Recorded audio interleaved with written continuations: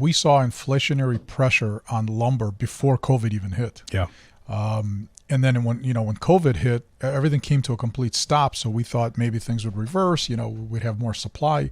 But really what happened was what stopped were all of the factories and all the mills that produced all of our flooring and all of our plywood and all of the other ancillary materials. So when we started to come out of COVID, the demand returned with such significant force that the supply didn't stand a chance, and we're still not recovered. Right. We're still waiting for mills to come online. They're waiting for labor to return, so they can fire up those mills and really enter the market properly. And so really, who loses in all of this is the consumer, because we have no choice. We're waiting for lumber, so we're having to pay more for it because it's scarce, and we have no choice. I mean, we try to absorb as much of that as we can, but we wind up actually.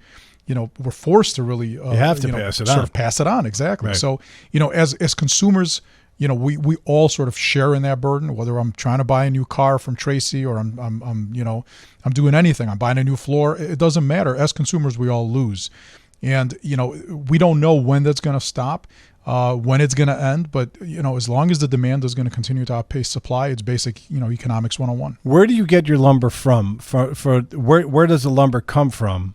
What part of the country to make the wood, to turn the trees into the wood that you buy to put onto our listeners' floors? Is it from the South? Is it from the Northwest? Is it from Canada? I mean, where does it come from? Yeah, excellent question. So we actually only buy northern lumber. So we like our lumber to come from the UP, the Upper Peninsula, and into Canada.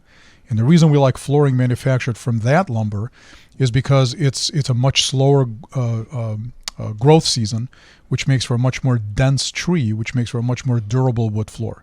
So again, not only is that more expensive lumber to begin with, just by definition, because it takes them longer to harvest it, but there's not enough production facilities up there now to produce it. So it's a double-edged sword for us. We want to continue to buy the better lumber, but there's not enough of it to go around. So now we're starting to kind of come into the Appalachian area and specify our lumber there. But it's really a challenge.